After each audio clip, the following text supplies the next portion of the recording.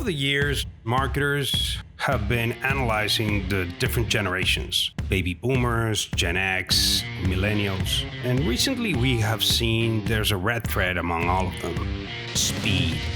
They all want everything to happen now. My name is Francisco Serrano, and I am the Chief Speed Officer at One to One and the host of the Now Gen podcast. Join me. Each episode, we talk about what's happening with brands, see how brand professionals across different industries cope with this fast-changing market, and live up to the expectation of this now generation. Welcome. This episode is brought to you by One to One, the fastest day-to-day design and content studio. For more than 17 years, One to One has been their premier partner for many Fortune 500 companies, proving that tight deadlines shouldn't be a hassle. Hello, and welcome again to the Now Gen podcast. Today, we have a very interesting episode. We're going to be talking about the beauty of creating a strong brand in an ephemeral world. Did that ring any bells to you? Ephemeral? I mean, we are living there right now sometimes, and but good for us that we have Natalia Formosa, the senior brand manager for global mass fragrances at Coty, who will be talking about that today. Natalia is a beauty industry leader with comprehensive experience in brand strategy and brand management. So we are very excited to have her here today. Natalia, welcome. Great. I'm happy to be here. Hi, everyone. We were talking offline about, what kind of fragrances do you use, and, the now gen that is changing the whole market and how we are seeing at the consumer behavior, right? So before we jumped into discussing all the details, why don't you tell us a little bit about where you're coming from and why did you came into this fragrance world? That's a great question. Well, I have always been interested in the beauty scene. So, since an early age, both my grandmother and my mother educated me about skincare and beauty ingredients and makeup. So I always knew, deep in my heart that I would be attracted to that industry and that I would end up growing my career in beauty. I actually am originally from Poland. I moved to New York in about 7 or 8 years ago, almost 8 years ago, to do my master's degree here in branding at the School of Visual Arts. So I actually currently teach there as well. And I can say that this program really changed my life because it really gave me a strong career start. Coming from Poland, I didn't have any family here. I didn't have any friends.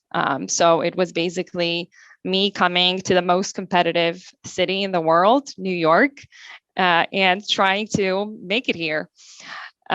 So right after school, I actually was lucky enough to start a job as a brand strategist in the branding and design agency, where I actually worked with a lot of global and US brands, mostly in the CPG space, like Kimberly-Clark, Newell Brands, Pepperidge Farm, Anheuser-Busch, great projects, great memories, Mars, GE, Tyson Foods. So these were extremely valuable and amazing times for me and experiences working with those brands and really learning a lot about the CPG space. So being drawn to the beauty space, I helped launch a skincare startup here in the US as well. Having background in branding, I was really confident about developing the brand, its elements, and the go-to-market strategy, leading marketing, communication, product development, an innovation pipeline. And the startup is called Herla Beauty, and I was able to build retail partnerships with Macy's and QVC, which was a big success. The entire skincare industry and beauty industry is very competitive. And obviously there's a lot of investment needed to make the brand successful. And it's not like it's immediate. It does take time. So fast forward to 2021, I felt like I wanted to go back to the corporate world and my corporate life. And I'm currently at Coty as a senior brand manager of the global mass fragrances. And yeah, I mean, I absolutely love it. I feel like, I'm a corporate person. I like the culture. I like the breadth of the work that we do, the impact that we have, and obviously the budgets that we can work with, and the impact that we can have on the consumers with, now in my global role, really innovation and what can we contribute to the market. So yes, I feel like that learning curve is here, and I really, love putting my hands on new projects that are really inspiring me. Yeah, and we were discussing before we went live the scents, and what does scents mean to you right now? It's a very interesting question because the meaning and then the role of scent has changed throughout the years. How so? So in the past, years ago, it was all about attraction, and to some consumers, it still is. But when we look at the younger shopper and the younger generation, Gen Z, right, what they're looking for, it became a lot more about mindfulness and scent profile, I would say comfort, well-being. So we're seeing that shift in the beauty industry in general, that is all about embracing wellness, right? The wellness trend has been on for a couple of years, and it started in skincare, in makeup, and now fragrance kind of followed that. So fragrance took on a new role, and consumers really learned that fragrance can do more than just make you smell good. It can make you feel better. It can enhance your mood, and it can bring back memories of certain times, experiences. So a lot of times now when we talk about innovation, about functional fragrance, right? So actually having mood boosting benefits. And I think that's something that we've been seeing in the category. And this is where, the innovation is going. But it's all coming from, that the consumer need for well-being, slowing down, and taking care of physical and mental health. Which I'm sure you'll bring up the aspect now about the duality of the younger shopper and the instant information, instant gratification side, since that's the other side of the spectrum. Yeah, but let me stop you for a minute to understand the scent and the well-being aspect of it.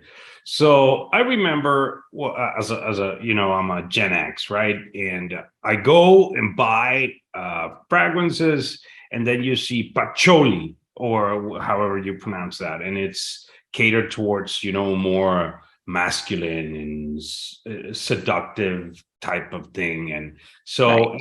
and you would buy that in theory, or that was the catch to buy that in order to portray that top of mind when you encounter somebody that was attracted to you, something like that, right?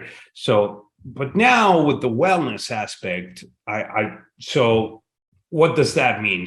So I wear it. First of all, I see that we were just talking about my experience of buying this fragrance, and they told me that it was not for gender; it was generic, right? Right. First of all, then I said, okay, yeah, no, let's do that. Let's wear a generic. I'm a Gen X type of, let's do it. But if you tell me it's wellness, how do you link that to wellness? Because it brings you to a state of mind, that it gives you a peace, or how does that? What's the Yeah, time? exactly. I think it's about the mood that you're currently in. So, I also looking at consumer behavior and purchasing behavior. When, we look at years ago, right? People were really buying that one fragrance that we're very attached to, that they felt like makes them more attractive. So definitely there was this aspect about confidence. Whereas now, when we think about wellness, it's about the state of mind and about reflecting your mood, right? So women have a wardrobe. It's like with clothing, right? Today, I'm feeling very energized and I want the fragrance to enhance that and reflect my mood. Tomorrow, I may want a more, calmer version of the fragrance, and I may want to express, myself through a different scent. So I think for younger shoppers, it's all about self-expression. It's like with makeup, right? It's about reflecting how they feel in the moment or that day. And the same thing is happening with fragrance. So that's how I would tie it to wellness, right? The mental state, the well-being. I'm using fragrance to really calm myself down, or get into the right energy to start my day, rather than I'm spraying it on to just appeal to let's say, traditionally the opposite gender. Yeah. And that you were talking about that, and I recall that I see in the aisles all the the deodorants that some brands have, and this is for and the variety of scents is such that I was like, in the past it was just one and that's it, and now you have the wild, the fresh, the whatever, and maybe that's related to what you're talking about, right? A different scent for a different mood. So probably in the category of deodorants, a Gen Z would buy four, and depending on how he or she or they feel that day, then they will spray it on. And is that what you're saying? Exactly. Yes. I think that it also, I have to mention the pandemic because it obviously had a big impact on the consumer behavior and their perspective on fragrance. But I think, you know, given all of the pandemic, right, and everything associated with it, I think we are more aware of our sense of smell and appreciate it more, and really are looking for scents to promote those feelings of clarity or calm or well-being. So it's, I wouldn't say it's medicinal, but right, but it's kind of like the healing. Yeah, and it like nurtures your mood and the way you start your day, right? And but Exactly. then it's the tricky question for you as a brand professional, with all these competitors, with all these different moods people have, how do you come up with inspiration to differentiate yourself and meet that instant gratification that Gen Z has? Yes, that's a great point. So, there's one aspect which is product innovation, right? And coming up with new scents that will appeal to those shoppers. There are, ingredient trends. So I feel like, everything was in skincare is always kind of related to what happened in the food industry. So those two kind of overlap for me. So you always would look, at different trends in terms of ingredients, in terms of, consumer desire, how they want to smell and what kind of moods they want to reflect. And then obviously there is the marketing aspect of it, right? So the brand experience and, the desire to connect with the brand, personalized offerings, having bigger purpose and, the brand values, which obviously that is a big decision driver when it comes to choosing the brand that you're wearing and the fragrance that you're wearing at the same time. Yeah, and I think they're correlated, right? Because you may, just put it in a drastic way, like always I try to do, is if you're wearing a dark suit and you're feeling like interesting that day or whatever, and you're gonna wear some scent that caters that, right? So and the challenge is that, so for example, I see now, comes to the top of my mind, Tommy Bahama. You go to the store and you have like 6 different fragrances, and you're like, what is that? But one is for sailors, the other one is for pirates, the other whatever, and so each brand has to have that kind of a mix of offering to cater and link it to the clothing or to the fashion, to the even the makeup and whatever. So it's kind of everything is linked together, right? That's correct. Yes. Also younger shoppers really are looking for novelty and want to try new things. So really having that innovation every season, or at least every year, is really going to attract both the new and current consumers to your brand.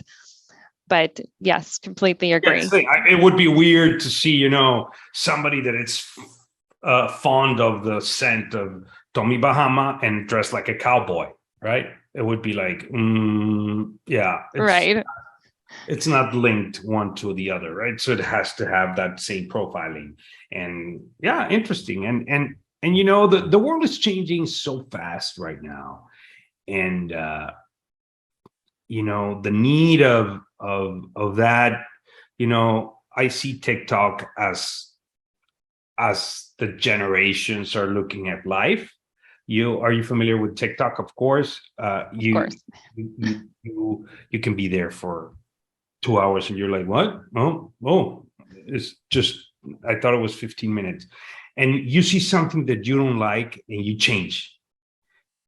And you like and you stay, and you go deep and you do research. And then if you don't like it, you boom.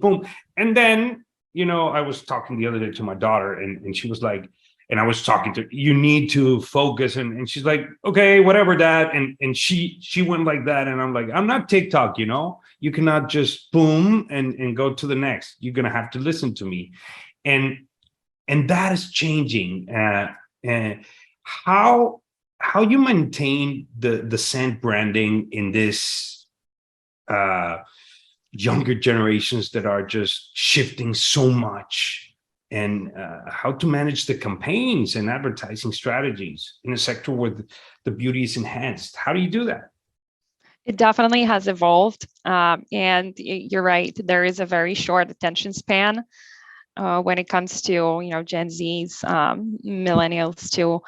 And TikTok is actually a great platform to introduce a consumer to your brand, to a new scent.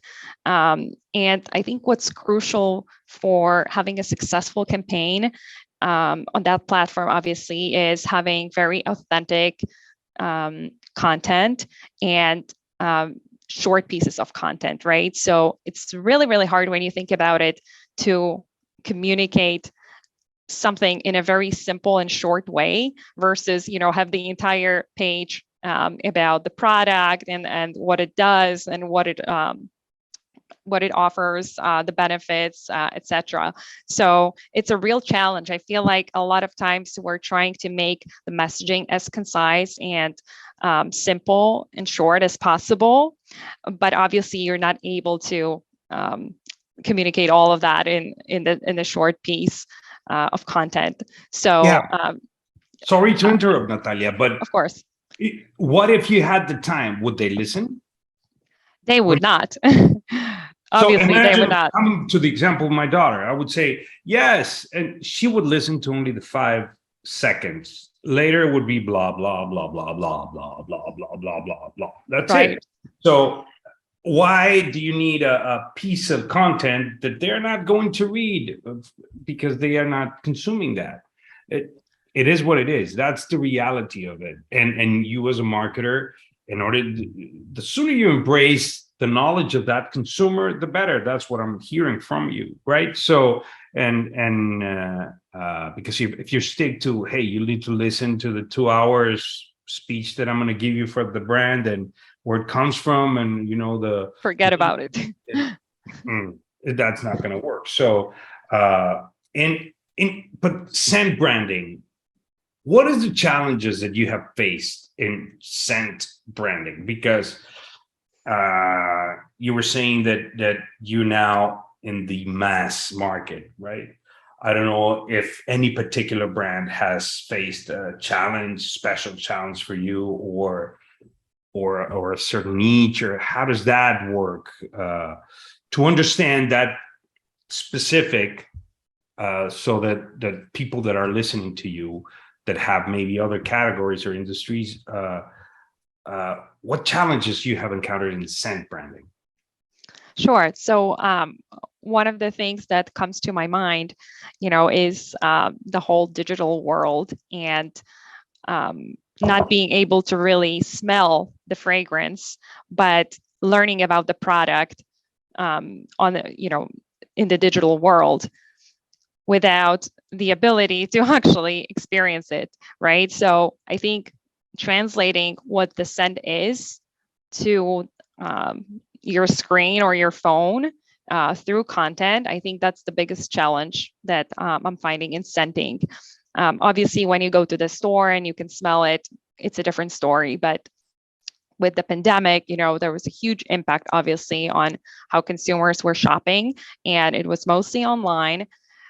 So basically, on one hand, we want to try new things, but then there's fear of trying new things because they may not work, and we have to pay money to obviously buy it, and we may not be able to return it.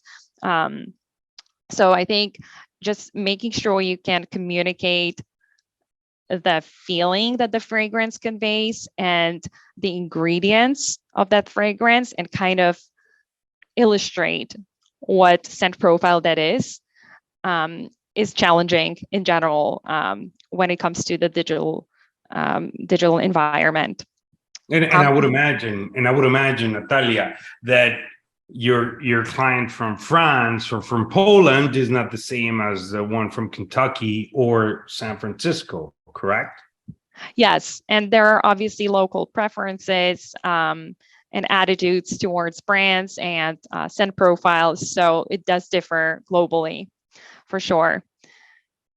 And so for you, sitting down in a global chair to I would imagine that you would see 1, 2, 3, 4, 5 brands in different, time zones, and how would that?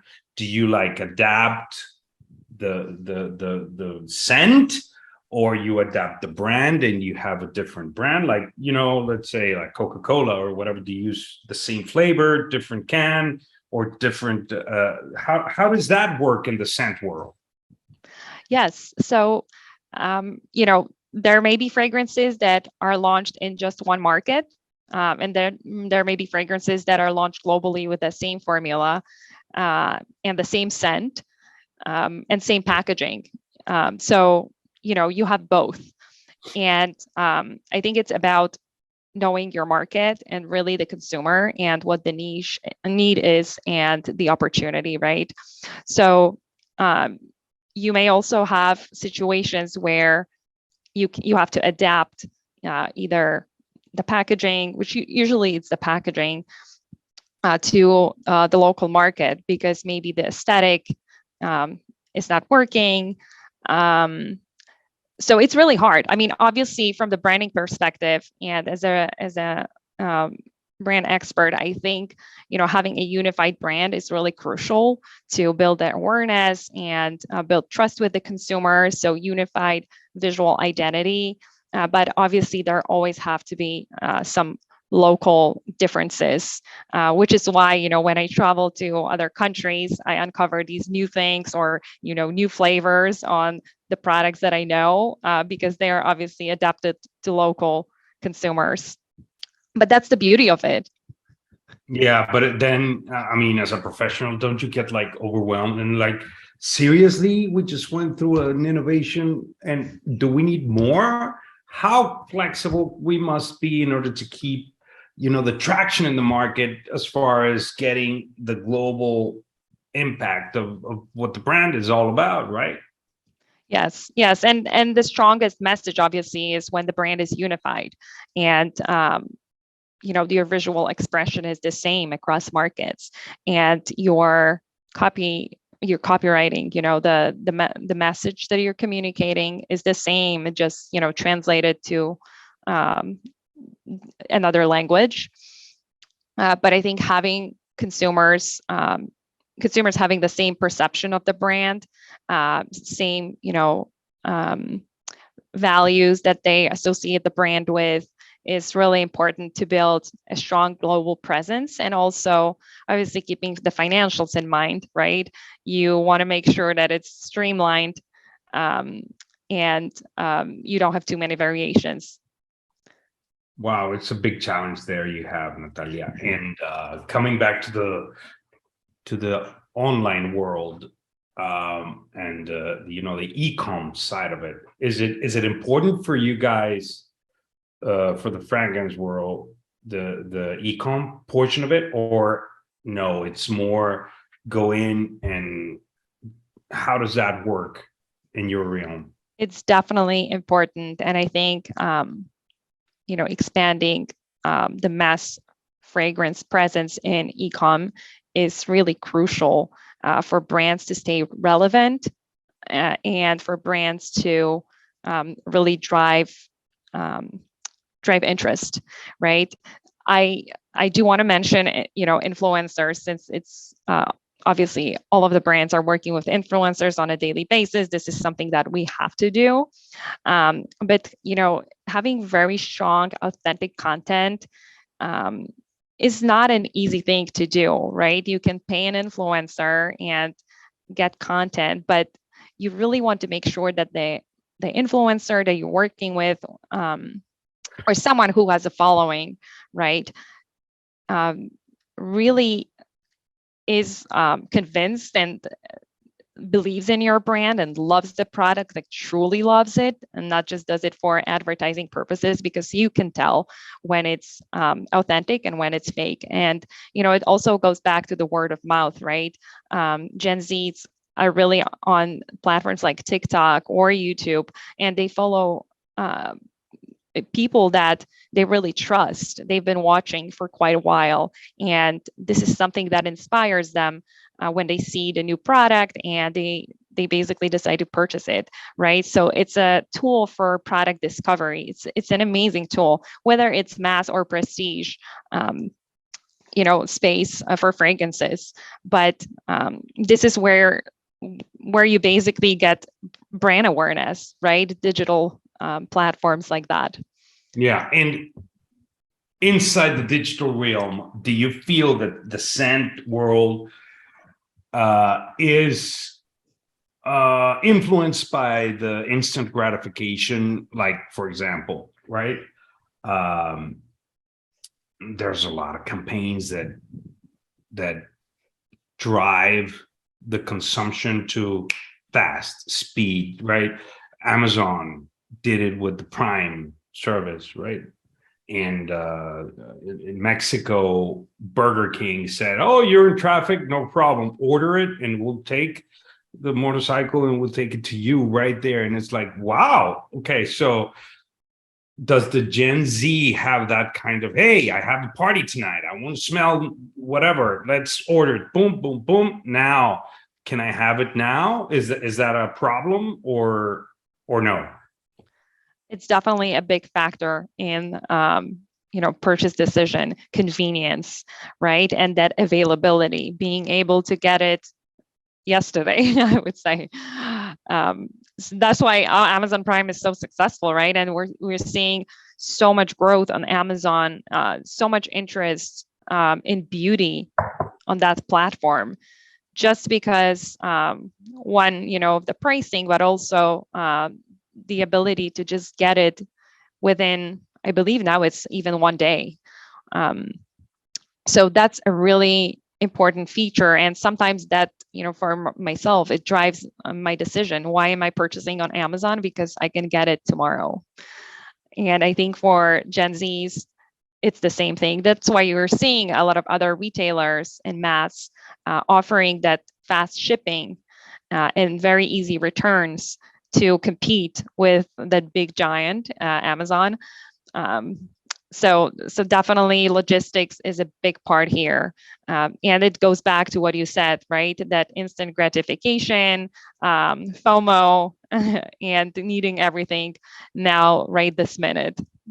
Yes. Oh my God. That's the thing that we parents, professionals, and humans have to live with, and it's okay. It's changing. We need to just adapt, right? So before we finish up and wrap it up, what would be your takeaway for the audience? So we're talking about branding in the scent world. We're talking about where you're coming from, everything that we have discussed.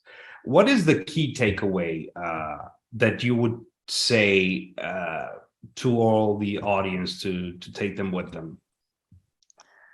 That's a great question. Let me give it a little bit of a thought. Yeah, because you I talked think, about, sorry to interrupt, you talk about where you're coming from and how you came from Poland to New York City. So all the challenges, and then you tested different places, then you went to the corporate world and you felt there, and then beauty, and then then you jumped into scent. So and maybe along the way and experiences from you, or no, you want to convey, you were talking about also the branding and the scent, and make the global brand a whole story to make sense. And so what would be the most important thing that you would tell specialists in the branding world, the key takeaway? Of course, they're going to listen to the whole interview, and hopefully they will go back and listen to you again and again and again. But what would be that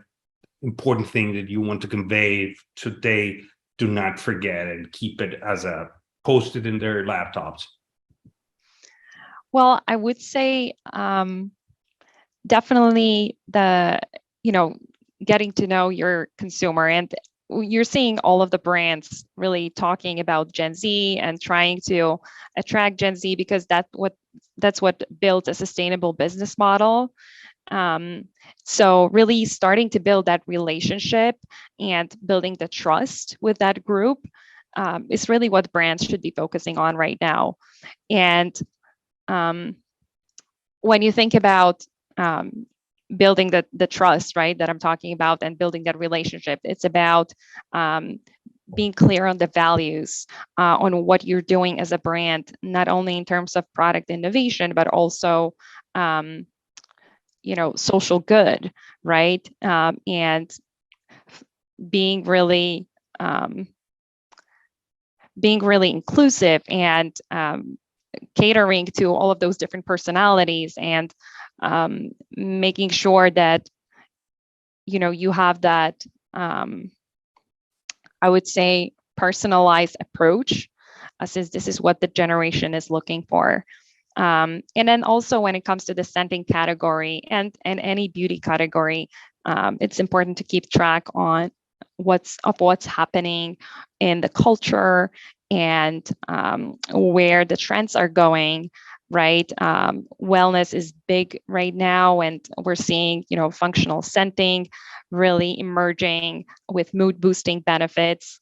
And I expect this to, expand even further. So I think that would be the key takeaway. Yeah, it makes complete sense of what we were discussing, and I think it's an excellent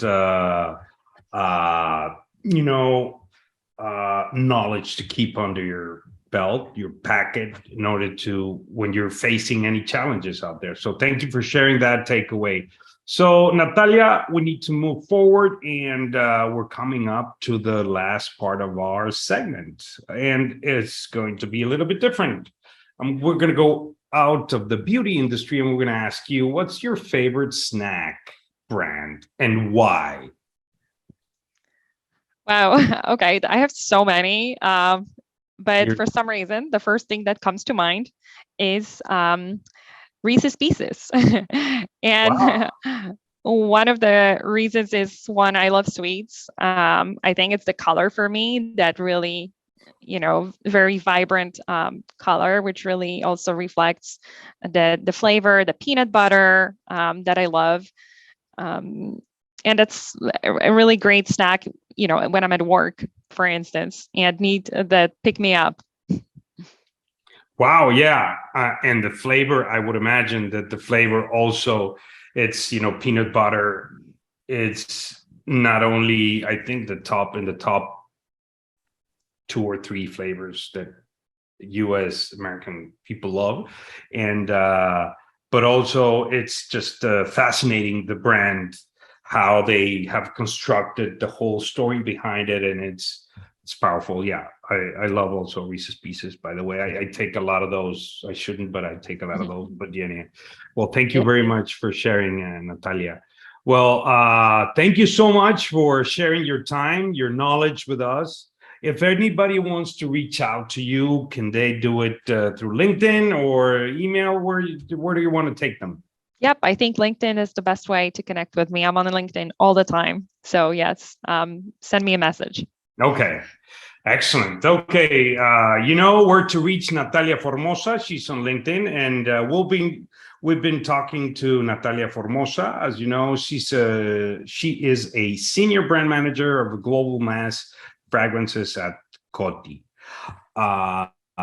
If you want to stay up to date in whatever is happening out there in the world of branding and all the challenges of the now generation, do not take the opportunity to listen to the next podcast here at the Now Gen.